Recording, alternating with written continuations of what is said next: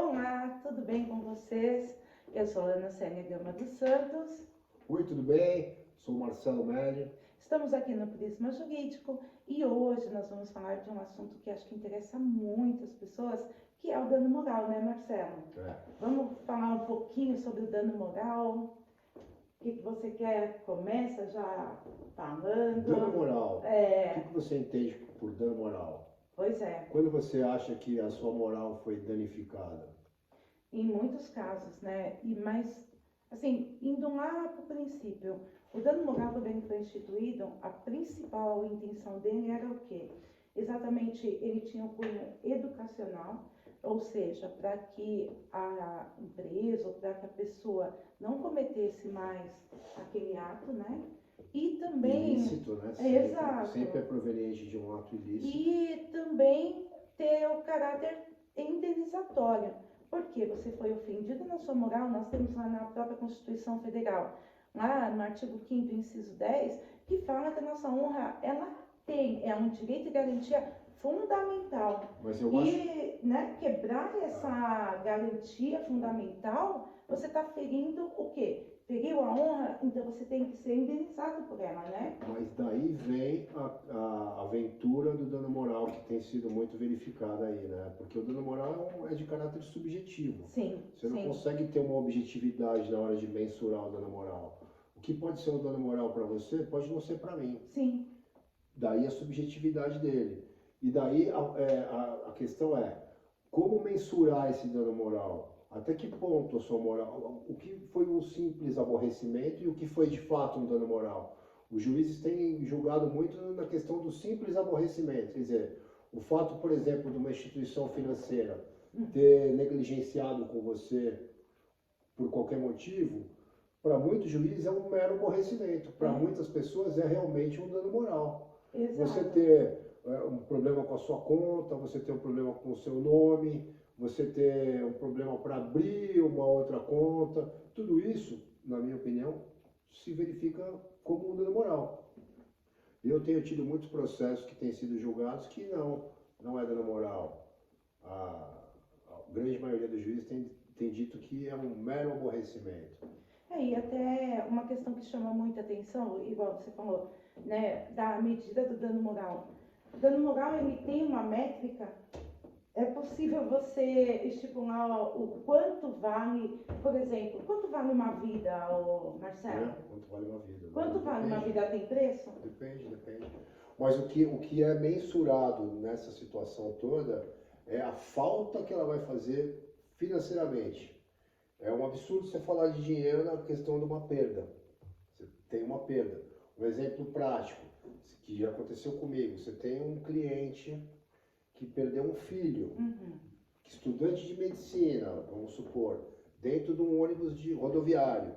O cara tinha uma vida pela frente assim extremamente promissora. Ele poderia vir no futuro a sustentar os pais. E salvar muitas vidas. Então você quantifica esse dano moral. Você não vai poder dizer que esta vida desse cara é mais importante que de outra pessoa. Mas dentro do pacote todo, é um valor alto de dano moral. Ele tendo morrido num acidente de rodoviário com toda essa perspectiva pela frente, de profissão. Exato. Mas já teve alguma situação, por exemplo, de você entrar com o processo, estipular um valor de causa com base num dano moral e o juiz mudar isso? Já, várias vezes. E como que isso funciona? Você estabelece um valor ali, exatamente do jeito que eu estava te contando, baseado em uma série de fatores, o juiz simplesmente abaixa 10% desse valor.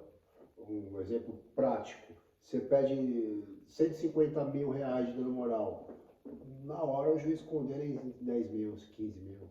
10% então, do valor. Essa quantificação, essa métrica de dano moral também, você acha que depende do juiz? Depende do juiz, mas você tem o tribunal aí para avalizar isso, né? Muitas vezes o tribunal abaixa mais ainda aí do dano moral. Porque, assim, pegando alguns casos análogos, o que a gente percebe é que o mesmo tipo de ação, a mesma matéria, mas dependendo do juízo que ele cai, ele vai ter um valor. Exatamente. Tem juiz que vai entender como 2 mil reais, tem juiz que vai entender como 10 mil reais, uma mesma situação. Mas existem cálculos que, na verdade, eles não são tão específicos assim, mas eles podem te ajudar a chegar num valor ideal. Uhum. Por exemplo, no caso desse estudante de medicina que infelizmente morre num acidente rodoviário, Aham. você pode fazer uma perspectiva de ganho de um médico até uma idade tal. Aí seria então a mesma lógica de Porque não é dano material, Ana, é dano moral. Dano O dano moral. material é fácil de você calcular, Sim. é lucro cessante, perdas e danos, Sim. entendeu? Aquilo que você deixou de ganhar ou aquilo que você perdeu.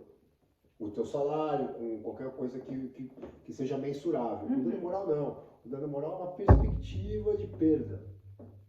Você perde um filho, um estudante de medicina, você perdeu muita coisa. Você perdeu, junto com o seu filho, você perdeu uma carreira. Você perdeu um cara que podia ser um médico promissor, um médico renomado. E na prática, Marcelo, como tem funcionado o dano moral, de uma forma geral? Cada vez mais banalizado, né? Porque Sim. você tem que tomar muito cuidado com isso. Porque agora, qualquer cliente que me procura, doutor, é dano, né? É dano moral isso, né? Não, nem sempre é dano moral. Você tem que tomar cuidado. Você vai acabar banalizando o instituto. É um instituto sério, pega clientes querendo ganhar dinheiro de qualquer jeito, sabe? Você percebe que o cara está querendo ganhar dinheiro, não que o cara está querendo correr atrás de um direito. Então eu fui no banco e estava na fila, o cara me virou um copo d'água, o funcionário do banco me derrubou um pouco de água na minha calça. Cabe dando moral, doutor? Não cabe dando moral. Isso sim é um mero aborrecimento. Sim. Isso é um mero aborrecimento. A gente sabe que na vida a gente está sujeito desde a hora que a gente acorda até a hora que a gente vai dormir, a vários aborrecimentos. Sem dúvida. Agora, a diferença do dano moral para o mero aborrecimento é muito clara. Aquilo que realmente te deixou constrangido, que te fez perder o sono, que você... Dor na alma, dor né? na alma, que você ficou realmente sentido, sabe? De verdade. Esse é o verdadeiro dano moral, não um copo d'água que caiu no seu colo. E Marcelo, tem um limite? Como que funciona assim, a competência do dano moral? Porque quando você fala de limite, a gente já imagina a competência, né? Porque o céu é o limite. Você pode, obviamente, você não vai ser maluco de pedir 1 milhão de dano moral numa situação de 15 mil. Olha, mas eu vou te falar uma coisa. Numa ação trabalhista que eu tive há muito tempo atrás, o advogado entrou com pedido de dano moral de R$ 1.600.000, alegando que a cliente dele tinha tido um dano psicológico, que ela estava muito abalada na alma. Detalhe, juntou um comprovante de dentista para justificar o problema. Não sei se aquilo foi um erro, enfim. Infelizmente, foi antes da reforma trabalhista, então não teve a condenação em sucumbência. Porque se tivesse condenação em sucumbência, só de sucumbência, Marcelo, ia dar R$ 1.600.000, pensa. Sim.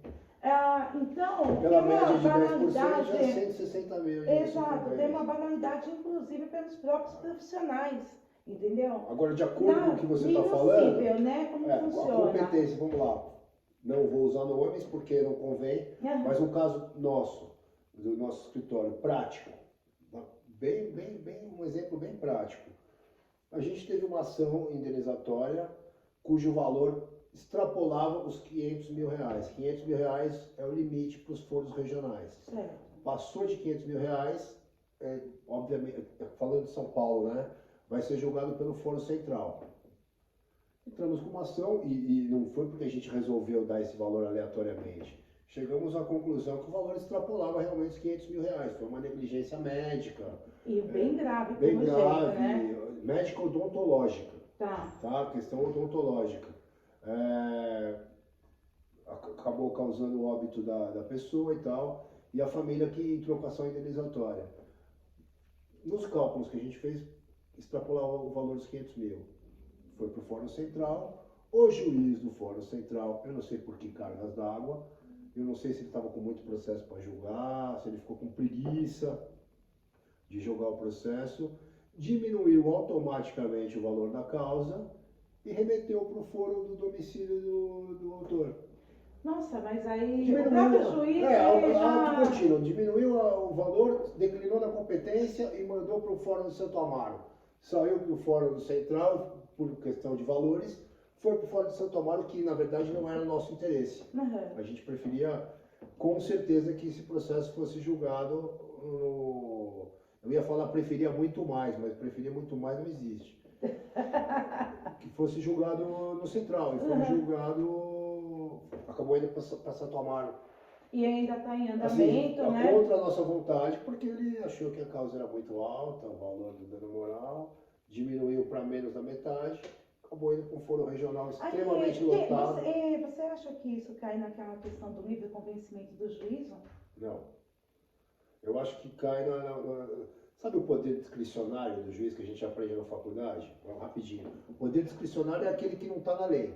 É aquilo que o juiz vai pelo feeling dele, pelo poder. Eu detesto esse poder discricionário aí. E agora, falando da parte boa de você usar o poder discricionário, o juiz resolveu de uma maneira com total bom senso, de uma maneira boa para ambas as partes, sem previsão legal. Eu não vou conseguir lembrar agora o que foi assim, nesse momento, mas foi uma situação que não era prevista. Então, por analogia, eu vou fazer o seguinte: como deu certo numa situação tal, eu vou julgar desse jeito. Esse é o poder discricionário bem aplicado. Não é aquele poder discricionário que o juiz aplica pelo mero conforto dele. Sim. Para se livrar de uma bucha. Como entendeu? eu tive uma situação que o próprio juiz, até hoje isso me deixa bem, eu fico abalada.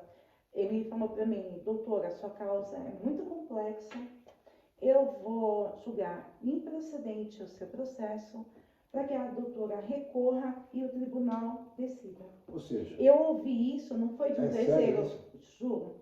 Eu ouvi isso do juiz, o juiz falou isso para mim.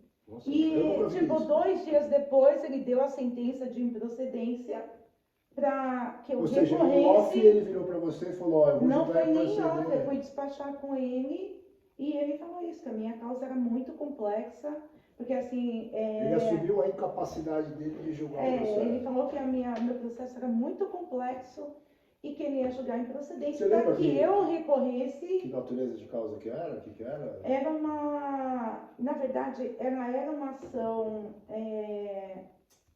de despejo que acabou virando uma ação de reintegração de posse. No transcorrer. No decorrer do processo, realmente era uma causa extremamente complicada, mas o juiz falou isso para mim, que ele ia julgar improcedente para que eu recorresse e, de fato, ele julgou improcedente, eu apelei e o tribunal decidiu e foi favorável para o meu cliente.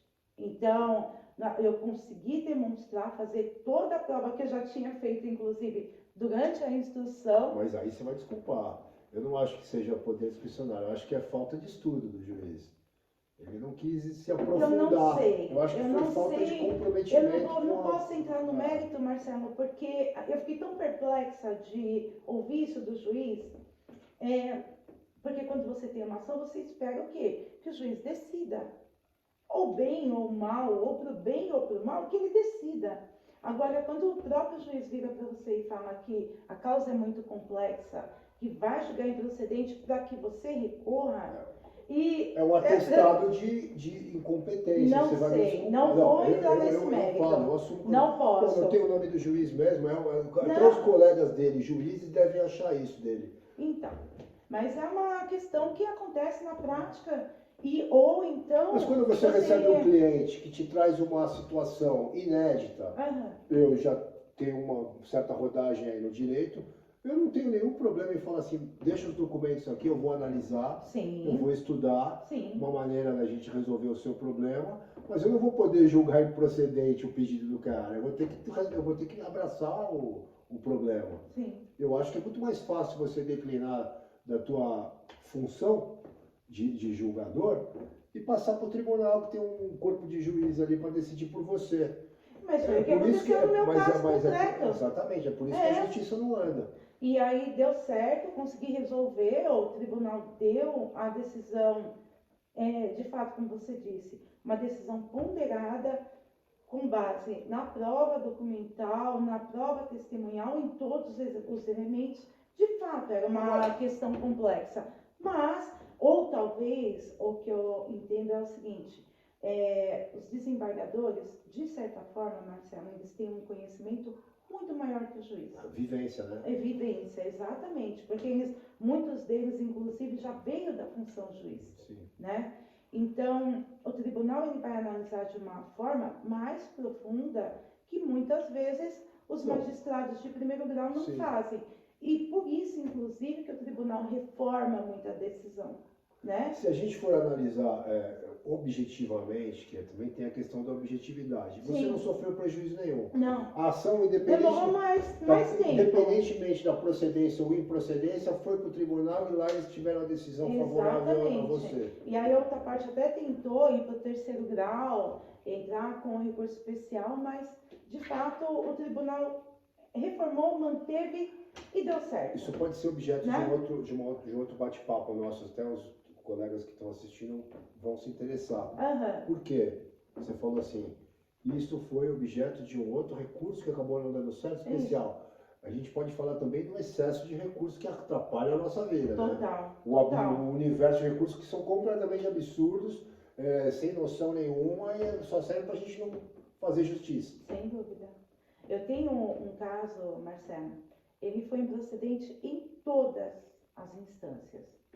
Teve a petição, o processo inicial, sentença de improcedência. Apelação improcedente. Na sentença teve embargo de declaração. Aí, improcedente. Apelação improcedente. Aí, outro embargo de declaração improcedente. Conhecido e não provido. Aí, depois, recurso especial. Improcedente. Agravo em recurso especial. Improcedente. Agravo interno, improcedente. E agora no agravo interno entrar com embargo de declaração. Esse agravo interno é o regimental? O que é? O regimental. É o regimental. Só que agravo interno é regimental, mas lá já no STJ, né? Agora fala isso para um cliente. Tenta fazer com que o cara entenda que você não está de caô com ele, que você está falando a verdade. Que é tudo isso, e para você provar que a outra parte e a outra parte não se conforma de ter perdido o processo, então assim nós temos 1, 2, 3, 4, 5, 6, 7, 8 fases. Isso no primeiro grau, segundo, quando eu falo assim, primeiro grau, na fase de conhecimento até a sentença, segundo grau já no Tribunal de Justiça, com a apelação, e aí o juízo de admissibilidade para o recurso especial, e o terceiro grau, que agora está no STJ. Que inclusive. Lá pode ter agravo, pode ter tudo. Exatamente, igual teve o agravo interno, né? Aliás, o agravo de instrumento em recurso especial que foi denegado, o agravo ele serve exatamente para destrancar. Exatamente. Que também foi negado, entrou com o agravo interno para tentar destrancar o agravo que vai destrancar o recurso especial. Negado, e agora embargo de declaração. Aí você tem um embargo de declaração em agravo interno, de um agravo em recurso especial, de um recurso especial. Você quer infartar? De todos esses julgados, basta um ou outro, ou todos não serem unânimes, que você vai entrar com embargos infringentes. Exatamente. Aí você esquece. E o que é o embargos infringentes, Marcelo? É quando não tem uma votação unânime, tem um voto vencido. Nesse voto vencido, você baseia a tua tese naquele voto que não foi unânime. Exatamente. Foi um voto diferente. Os embargos infringentes, e muitas vezes até os próprios juízes, quando vai analisar um embargo de declaração, ele fala, não, esse embargo de declaração tem caráter infringente. Então, entre a parte com recurso cabível, que não são os embargos de declaração, né? Que ele não se presta para isso, né? Mas é o nosso processo civil, né? Exatamente. E esse número excessivo de recursos, ele faz o quê? Com que o processo tenha uma morosidade, que na verdade a intenção da justiça é que ela fosse célere, mas nós temos aí, sei lá, mais de 20 milhões de processos em andamento, ainda pendentes de julgamento, é muita coisa, né? E nesse universo todo você tem um voto declarado divergente, pronto, você tem mais um recurso ali. Exatamente. Que vai demorar mais 6 meses para ser julgado. Ou mais. Dependendo da instância, dependendo da matéria, dependendo do juízo, muito muito mais. Por isso que cada vez né? mais eu sugiro que as partes tentem uma composição Sem antes de dúvida. qualquer coisa. Sem porque dúvida. o Tanto no advogado ganha também. pré-processual, tanto no pré-processual como No transcorrer do processo. no transcorrer do processo, na fase de execução, né? Existem os meios legais. Você pode a qualquer momento pedir para o juiz uma audiência de conciliação, pedir para que as partes se conciliem. Verdade. Ou como eu tive recentemente um despacho onde o juiz falou, por conta do excesso de trabalho da vaga e da falta de serventuários, o que ele fez? Ele já mandou o processo para o núcleo de conciliação, o núcleo já passou a data da audiência de conciliação e já publicou. Então o que o juiz fez? Ele nem analisou. Eu sou extremamente favorável a isso. Exato, ele nem analisou o processo ainda, como ele mesmo justificou, pelo excesso de trabalho e pela falta de serventuários, ele já mandou para o núcleo já marcou a audiência, já retornou e já publicou. Então, meu cliente já sabe que tem uma audiência agendada. Sim. Então, assim, isso também, eu entendo até que é um método para você acelerar o processo. Né? Sim. Porque se tiver um acordo, não deixa de ser uma fase pré-processual e isso vai trazer benefício para as partes se tiver uma composição, né, Marcelo? Eu tinha um professor que falava o seguinte, só para encerrar, mais vale um péssimo acordo do que uma ótima demanda, entendeu? Exatamente. E é isso, se você gostou do que falamos hoje, comente, grave, nos siga nas redes sociais e dê sua opinião. Muito obrigada e até a próxima. É.